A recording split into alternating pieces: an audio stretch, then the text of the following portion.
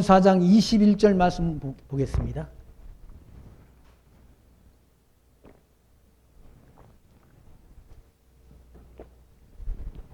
마가복음 4장 21절.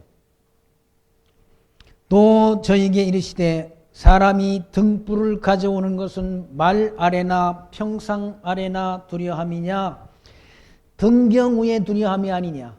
드러내려 하지 않고는 숨긴 것이 없고 나타내려 하지 않고는 감춘 것이 없느니라. 들을 귀 있는 자는 들으라. 또 가라사대 너희가 무엇을 듣는가 스스로 삼가라.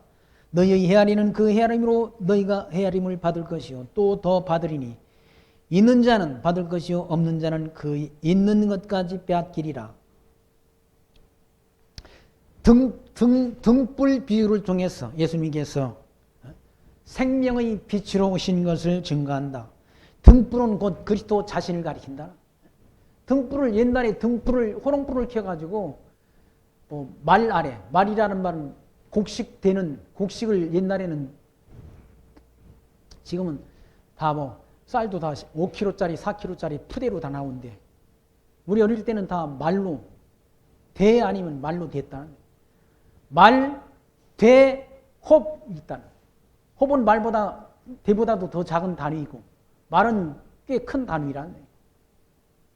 그러니까 등불을 켜가지고 말 속에다 집어넣으면 빛이 비치지 않지 않습니까?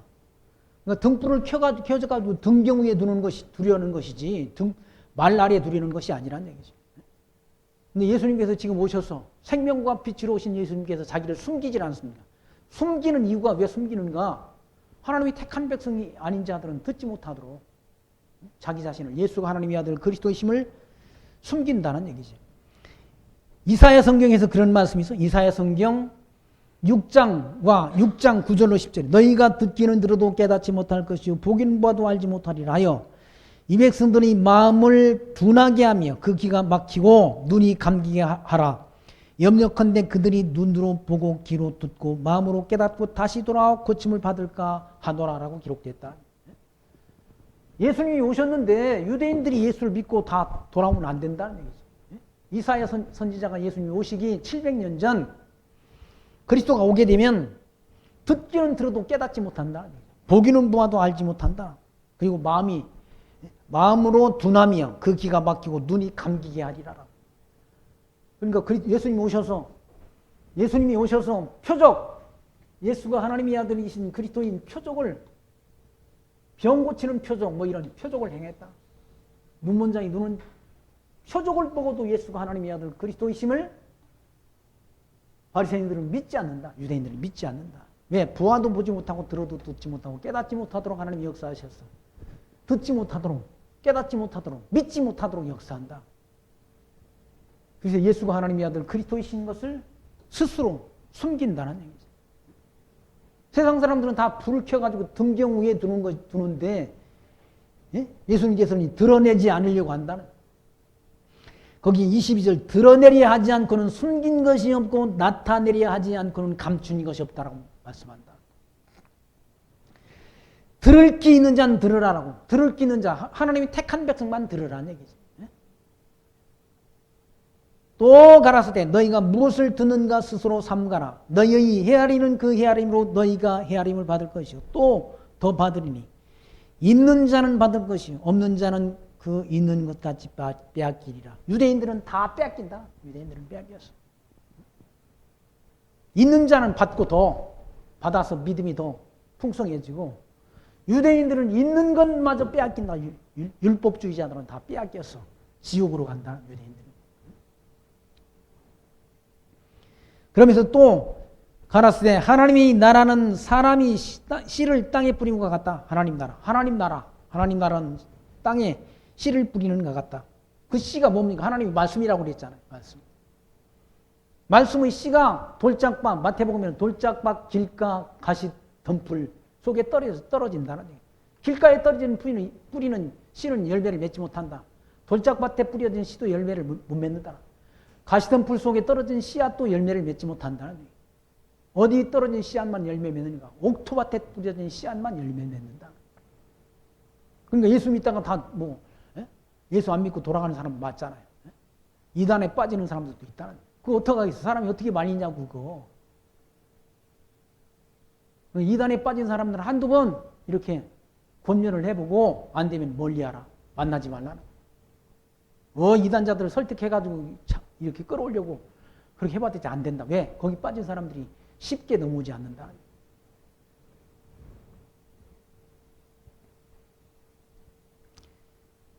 땅에 씨가 뿌려지게 되면, 말씀에 씨가 뿌려지게 되면 정아 밤낮 자고 깨고 하는 중에 씨가 나서 자라되 그 어떻게 되는 것을 알지 못하느니라. 그 씨가 진짜 옥토밭에 뿌려진 씨는 자기도 알지 못하는 사이에 믿음이 자란다. 하나님 말씀. 믿음이 자라나서 장성한 믿음이 된다. 장성한 믿음. 땅이 스스로 열매를 맺되 처음에는 싹이요 다음에는 이삭이요 그 다음에는 이삭에 충실한 곡식이라. 이삭이 열매를 뭡니까? 싹이 나고 뭐 자라나가지고 다 결실을 하지. 지금 가을에 결실을 계절 아닙니까? 결실하는 때. 충실한 곡식 그리고 열매가 익으면 곧 낫을 대나니 이는 추수때가 이르렀습니다. 농부도 씨앗을 뿌려가지고 열매를 맺히게 되면 다 낫으로 다 거둔다는 얘기죠. 깨도 거두고 참깨도 거두고 들깨도 거두고 다 콩도 거두고 다 거둔다는 얘기죠. 그때가 언젠가 이때 성경에서는 그때가 심판하는 때. 알곡은 거두어서 창고에 넣고 쭉정이는 불에 태운다고 말씀하잖아요. 그게 비유란 비유. 30장에도 또 가라사대 때 우리가 하나님의 나라를 어떻게 비하며 또 무슨 이 비유로 나타낼고 그다시 하늘과 같으니 땅에 심길 때에는 땅 위의 모든 씨보다 작은 것이로되 심긴 후에는 자라서 모든 나물보다 커지며 큰 가지를 내니 공중의 새들이 그 그늘에 깃들일 만큼 된다는 얘기예요. 천국이 마치 그렇다는. 아니 천국이 회개하라 천국이 가까웠느니라라고 천국 복음이 증거되어 있지 않습니까? 시작은 미약했. 내 시작은 미약하나 창대하리라라고. 욥기에 있는 말씀이 뭡니까? 복음 진리가 그렇게 창대하게 전파될 걸 말씀했다. 창대하게. 보통 그게 무슨 개업집에 가가지고 개업집에 그걸 딱 붙여놓은 그 막 붙여. 네 시작은 구멍가게인데 나중에는 창대하게 된다. 아니 네 시작은 미약하지만 주님이 말씀이 미약하게 예수님이 얼마나 초라한 모습으로 왔습니까? 마른 땅에서 나온 줄기 같아서 고운 모양도 없고 풍채도 없은지요 아무런 흠모할 만한 것이 없다라고 이런 초라한 모습으로 오셨다는 거예요. 아니 그래서 유대인들이 예수를 십자가에 못 박아 죽인 거예요. 자기들이 기대했던 것과는 다르게 너무나 초라한 모습으로. 태어나는 것도 어디서 출생했느냐. 목수의 아들로 또. 무슨 대제사장의 가문에서 출생한 것이 아니라 목수의 아들로 태어났다. 자라난 것도 갈릴리. 아니 뭡니까? 나사렛 땅에서 성장하셨다. 그러니까 뭡니까? 그 빌립의 친구가 요한복음에서 그랬지 않습니까? 빌립이 와보라 그러니까. 무슨 나사렛 땅에서 선한 것이 나겠느냐라고 하면서 핀잔을 줬죠. 자기 친구를. 핀잔을 줬지 않습니까? 그러니까 빌립이 잔소리하지 말고 와 보라 그러자. 와 봐라.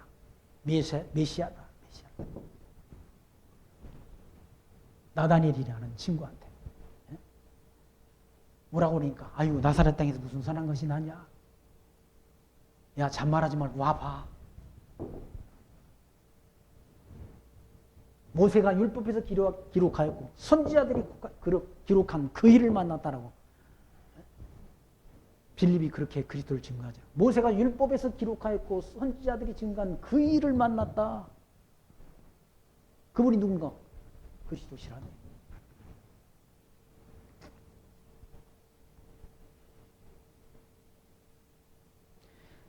예수 그리스도의 복음이 이와 같이 겨자씨 같이 작은 하늘같이 땅에 떨어졌는데 심길 때는 땅 위의 모든 씨보다 작다는 얘기지.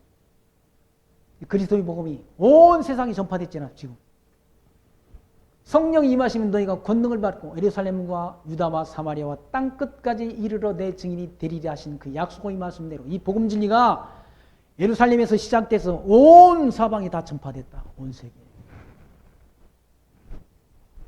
이 복음이 유럽, 온 유럽을 다 전파했고 그 복음이 미국 땅에 건너가서 온 미국, 아메리카 대륙을 다 정복했고 그 복음이 대한민국 땅에 들어와서 온 대한민국을 다 복음, 진리로 다 이와 같이 확장시켰고 이 복음이 지금 땅끝을 향해서 중국 대륙 물론이고 동남아 지역 전 지역에 다 선교사가 파송됐다는 얘기예요. 그렇게 전파될 것을 이와 같이 예수님께서 겨자씨 비유를 통해서 말씀했다. 그 말씀대로 다 이루어지는 거죠. 33절 말씀 보시면 예수께서 이러한 많은 비유로 저희가 알아들을 수 있는 대로 말씀을 가르치시되 비유가 아니면 말씀하지 아니하시고 다만 혼자 계실 때 그 제자들에게 모든 것을 해석하더라 라고 일러줬지라. 해석해줬다. 비유가 아니면 알아듣지 말씀 안 하시는 것은 아무나 알아듣지 못하게 하려고 아무나 비유로 말씀하는 것도 다 내가 입을 열어 비유로 말하고 창세부터 감추인 것을 드러내리라 한 시편 78편 2절에 있는 말씀을 이루시려고 예수님께서 비유가 아니면 말씀하지 않았다. 직설법을 쓰지 않았다. 그러니까 예수님께서 구약 성경에 예언된 말씀을 다 이루어 주심을 통해서 예수님이 하나님의 아들 그리스도이신 것을 우리에게 확실하게 증거해 줬다. 왜 확실하게 증거하는? 믿게 하려고. 예수가 하나님의 아들 그리스도이심을 믿게 해서 우리를 구원하시려고. 믿게 해서 구원하시려고. 35절 말씀 그날에 저물 때 제자들에게 이르시되 우리가 저편으로 건너가자 하시니 저희가 무리를 떠나 예수를 배에 계신 그대로 모시고 가매 다른 배들도 함께 가더니 큰 광풍이 일어나며 물결이 부딪혀 배에 들어와 배에 가득하게 되었더라. 예수께서는 고물에서 베개를 베시고 주무시더니 제자들이 깨우며 가로되 선생님이여 우리의 죽게 된 것을 돌아보지 아니하시나이까 하니 예수께서 깨어 바람을 꾸짖으시며 바다더러 이르시되 잠잠하라 고요하라 하시니 바람이 그치고 아주 잔잔하게 지더라. 이에 제자들이 이르시되 어찌하여 이렇게 무서워하느냐 너희가 어찌 믿음이 없느냐 하시니 저희가 심히 두려워하여 서로 말하되 저가 뉘기에 바람과 바다라도 순종하는고 하더라. 누굽니까? 예수가. 예수님이 곧 하나님 아니십니까? 하나님. 천지 만물을 창조하시고 이 역사를 다 천체를 주관하시는 하나님이란. 바람과 바다도 잔잔하다.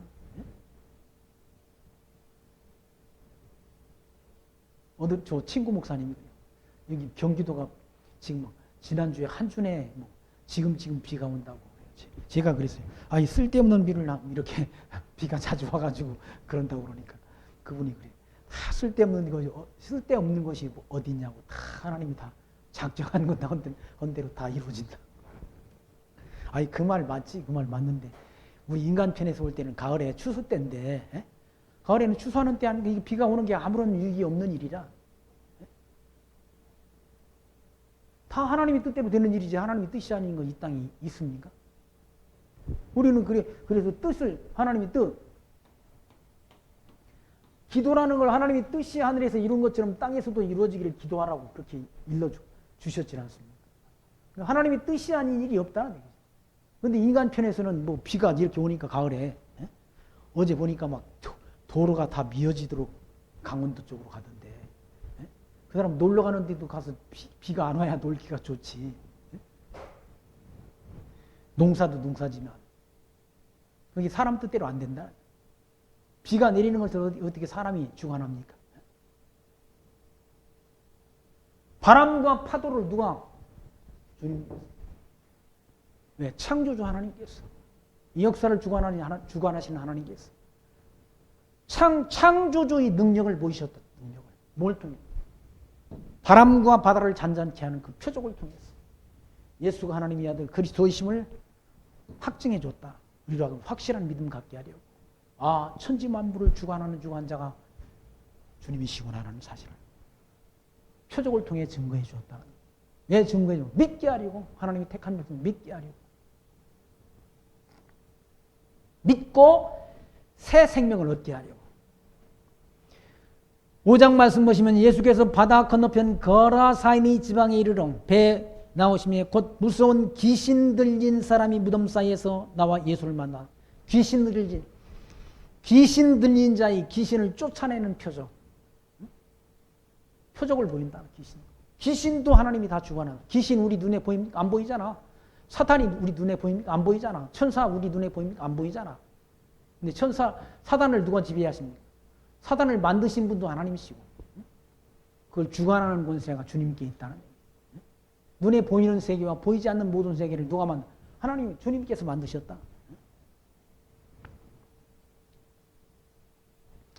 그 사람은 무덤 사이에 거처 하는데 이제는 아무나 쇠사슬로 맬 수 없게 되었으니 이는 여러 번 고랑과 쇠사슬에 매었어도 쇠사슬을 끊고 고랑을 깨뜨렸습니다. 그리하여 아무도 저를 제할 힘이 없는지라. 밤낮 무덤 사이에서 나 산에서 나 늘 소리 지르며 돌로 제 몸을 상하고 있었더라. 이 귀신 들린 자가 막 이 철고랑으로 이렇게 채워놔도 다 힘이 얼마나 좋은지 그걸 다 깨트린다는 얘기. 이게 사단의 권세니까, 어둠의 권세니까. 그리고 하필이면 뭐 무덤 사이에, 아니 우리는 무덤 사이에 가서 밤중에 지나가려면 으스스하지 않습니까? 머리털이 막 서질 않습니까? 무덤 사이에 지나가려면 아무리 담력 있는 사람이라. 근데 이 귀신 들린 자는 그게 무섭지 않아가지고 무덤 사이에 산다. 무덤 사이에서. 거처가 무덤 사이야.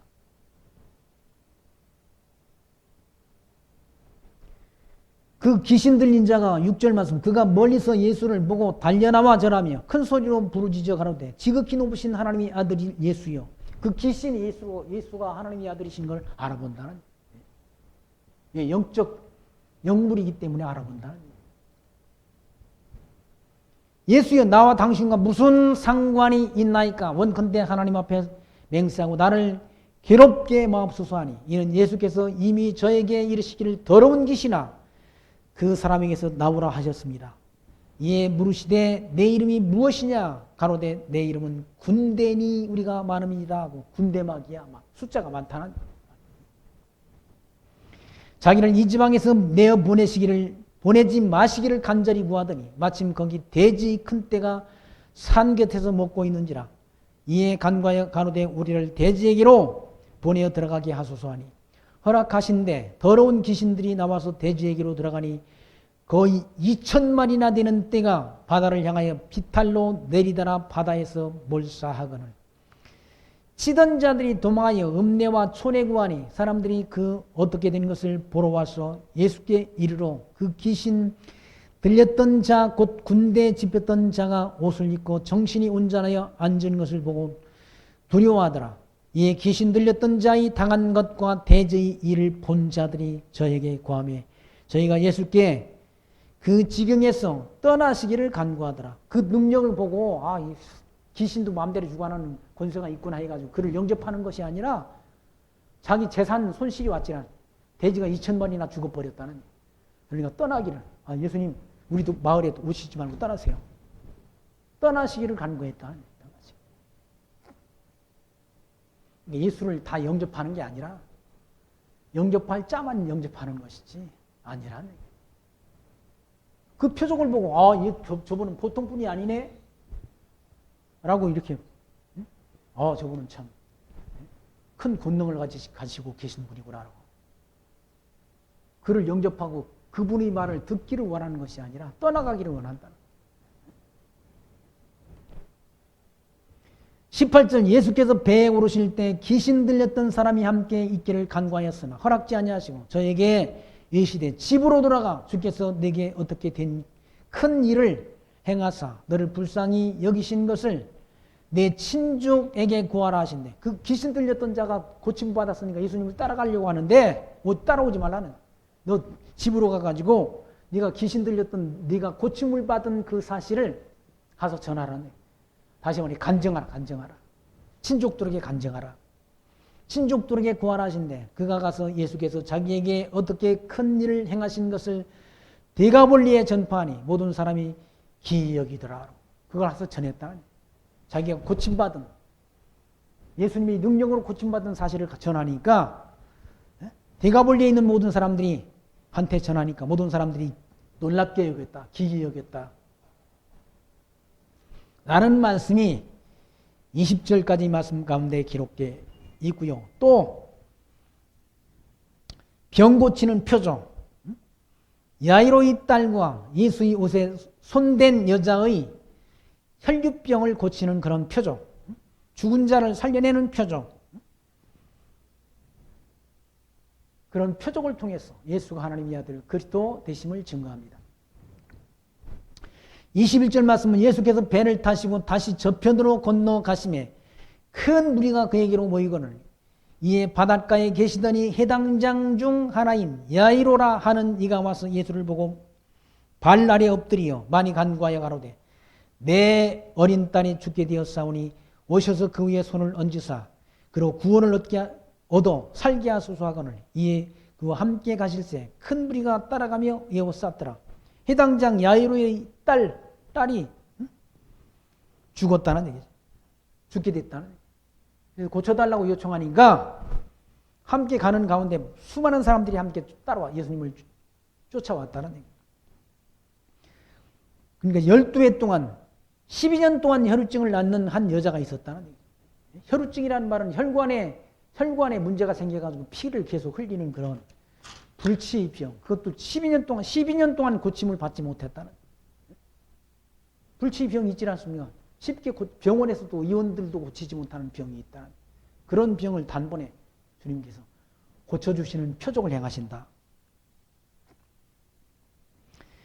12의 해우증을로 앓는 한 여자가 있어 의원에게 많은 괴로움을 받았고 있는 것도 다 허비하였을 때 아무 효임도 없고 도리어 더 중하여졌던 차에 병이 걸리니까 많은 의원들을 찾아가보고 또 막 다 병원에 가면 다 비용이 들지 않습니까?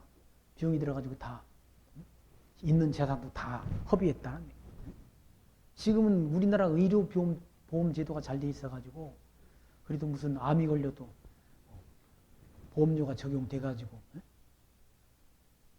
싼 값의 의료 혜택을 받지 않습니다. 옛날에는 다 병 들면 병원 한 번 가보지 못하고 돌아가신 분들이 많다. 돈 없으면 병원에 못 가지 않습니다.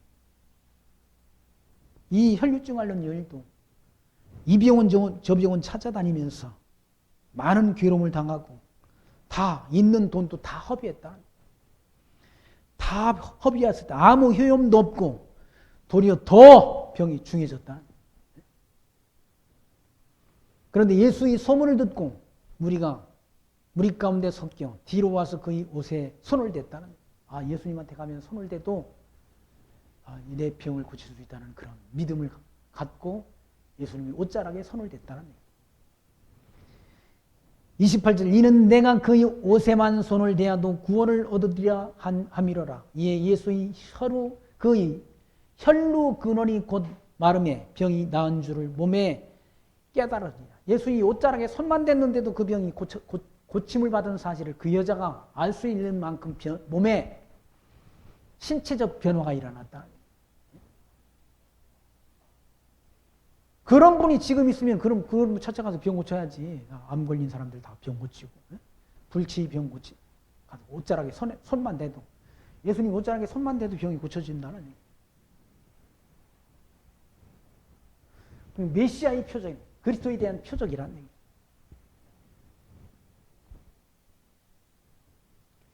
(30절) 말씀 예수께서 그 능력이 자기에게서 나간 줄을 곧 스스로 아시고 무리 가운데서 돌이켜 말씀하시되 누가 내 옷에 손을 대었느냐 하시니 제자들이 여짜오되 무리가 에워싸 미는 것을 보시며 누가 내게 손을 대었느니까 물으시나이까. 제자들이 지금 사람들이 많아가지고 지금 다 서로 부딪히고 있는데 많은 지하철같이 이렇게 사람들이 부딪히면 누가 내 옷에 손을 대었느냐고 그걸 물으십니까?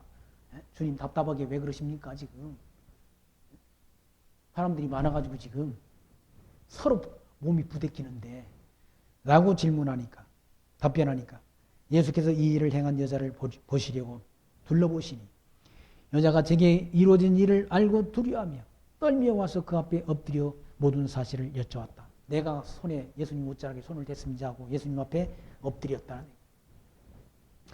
예수께서 가라사대 때 따라 내 믿음이 너를 구원하였으니 평안히 가라. 내 병에서 놓여 건강할지어다 라고 말씀합니다. 병 고치는 표적을 통해서 예수가 하나님의 아들 그리스도 되심을 증거한다. 그러니까 지금 병 고친다고 하는 사람들은 다 가짜예요. 가짜들이란. 자기가 대단한 능력이 있는 것처럼 병 고친 자기가 병은 원장도 고치 못한 그런 병을 자기가 고쳤다라고. 이 여자는 지금 병원에 가서 의원들이 못 고쳤잖아요. 못 고치는 건 예수님께서 오히려 병원에 가가지고 몸이 더 건강이 나빠졌다. 더 나빠졌는데 예수님께서 그냥 옷자락에 예수님 옷자락에 손만 댔는데도 그 병이 치료가 됐다는 거예요. 이게 메시아의 표적이지. 이걸 이렇게 하라고 우리한테 이런 표적을 보여주신 게 아니라 네 능력 가지고 이 병든 자의 병을 고쳐주라고 그렇게 능력을 우리에게 주시려고 한 표적이 아니라 예수가 하나님의 아들 그리스도이시에 대한 증거이지. 왜? 믿게 하려고.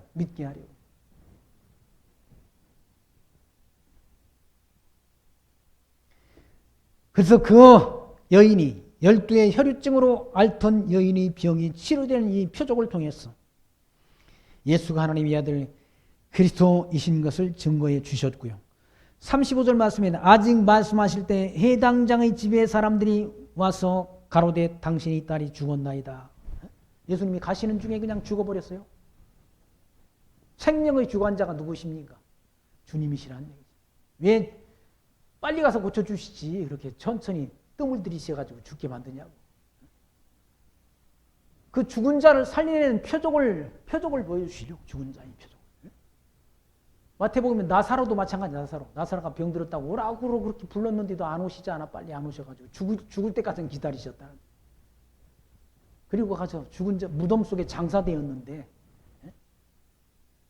다 뭡니까? 자매들이 그러질 않습니다. 마르다하고 마리아가 이미 죽어가지고 썩어 장사해 냄새 납니다. 냄새 나는데도 주님께서 나사로야 일어나라 하니까 일어났다. 생명의 주관자가 주님이신 것을. 생명의 능력이, 생명을 살리고 죽이는 능력이 주님께 있다는 사실을 알게 하시려고. 죽었다고 말하니까 해당장의 딸이 죽었다는 얘기죠. 어찌하여 선생을 더 괴롭게 하나이까? 이미 죽어버렸으니까 이미 끝났습니다. 예수님이 오신다 하더라도 선생님이 오신다 하더라도 이미 죽었으니까 이미 할 수 없습니다. 사람으로서는 할 수 없는 거지. 예수께서 그 하는 말을 곁에서 들으시고 해당장에 이르시되 두려워 말고 믿기만 하라. 죽었다는 소식 듣고 두려워하지 말라. 믿기만 하라. 믿기만. 베드로와 야고보의 형제 요한 외에 아무도 따라옴을 허락지 아니하시고, 그러니까 베드로와 야고보와 요한 이 세 제자들만 데리고 갔다는 거예요. 해당장의 집에 함께 가서 헌화하며 함과 사람들이 울며 심히 통곡함을 보시고, 사람들이 막 다 이제 해당장 딸이 죽었다고 다 모여들어가지고 다 떠들고 이렇게 있었다는 얘기, 울고 있었다는 얘기죠. 심히 통곡함을 보시고 들어가서 저에게 이르시되 너희가 어찌하여 후원하며 우느냐? 이 아이가 죽은 것이 아니라 잔다. 죽은 것이 아니라 잔다 했다. 잔다. 예수님 곧 가서 깨울 거니까 잔다. 우리도 다 우리가 육신이 죽는다라고 하는 게 잔다라고 하잖아. 잔다. 깰 때가, 주님의 음성을 듣고 깨어날 때가 있다는 거예요. 죽은 자들이, 무덤 속에 있는 자들이 주의 음성을 들을 때가 오나니 곧 이때라라고. 그때 깨어난다는 얘기예요. 주님이 재림하실 때 다 무덤 속에 있는 자들이 깨어난다. 살아난다. 살아나서 주님과 함께 천년 왕국에 들어간다. 성경은 그렇게 기록하고 있지 않습니다. 잔다 하니 그 잔다는 소식을 듣고 죽었다고 생각하는 사람들이 저희가 다 비웃었다. 예수님이 저거 아무것도 모르고 죽었는데 잔다라고 그런다. 사람들이 자기 생각대로 오해를 하는 거예요. 예수님의 능력을 모르니까 오해를 하는 거죠. 오해를. 아니 죽은 자도 살려낼 수 있는 그런 능력이 있음을 지금 보여주시려고 예수님께서 오셨는데 많은 사람들이 비웃었다. 믿어지지 않는 사람들은 비웃었다. 저희가 비웃더라. 예수께서 저희를 다 내어보내신 후에 아이의 부모와 또 자기와 함께 한 자들을 데리시고 아이 있는 곳에 들어가사 그 아이의 손을 잡고 가라사대 때 달리다금 하시니 번역하면 곧 소녀야 내가 네게 말하노니 일어나라 하십니다. 일어나라 달리다금이라고 했다. 그걸 번역하게 되면 일어나라. 소녀야 내가 네게 말하노니 일어나라 하십니다. 소녀가 곧 일어나서 걸으니 나이 12살이라 사람들이 곧 크게 놀라거늘 예수께서 이 일을 아무도 알지 못하게 하라고 저희를 많이 경계하시고 이에 소년에게 먹을 것을 주라 하시니라. 죽은 자를 살려내는 표적을 행하시고 그걸 감추신다. 아무한테 일러주지 말라고 그래. 말하지 말라고 그랬다. 없는 것도 인간들은 없는 것도 만들어가지고 자기가 했다라고. 거짓말을 하지 않습니다. 인간들이. 내가 누구 병을 고쳤다라고. 다 알아보면 거짓말이야. 거짓말. 저는 이미 집사 때 그거 다 경험했어요. 무슨 병든 자를 고친대? 기도를 안 해줘. 기도를. 병든 자를 데려다 주니까 기도를 안 해줘. 기도를. 그리고 다른 핑계를 대. 이 부모들이 예수 믿느냐. 아니 부모가 예수 믿고 안 믿고 무슨 상관이야. 자기가 능력 있으면 고쳐주면 되는 거지.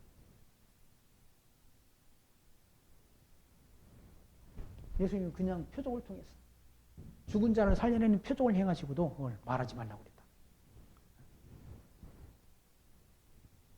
왜? 예수가 그리스도심을 감추신다. 자기를 감추신다. 누구한테만 알려주시려고. 택한 백성에게만.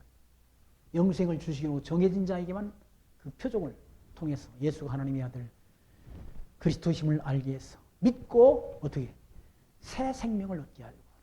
하나님이 택한 백성이 아니고는 예수가 하나님의 아들 그리스도심을 믿을 자가 없다는 얘기죠. 이런 하나님을 우리가 알고 믿음 가운데 산다는 사실이 은혜 아닙니까? 은혜? 은혜가 아니고는 하나님의 은혜가 아니고는 아무나 알 수 없다는 얘기죠. 노아홍수 때도 노아홍수 때 수많은 사람들이 있었지만 노아는 하나님께로부터 은혜를 입었더라라고 성경은 기록하고 있지 않습니다.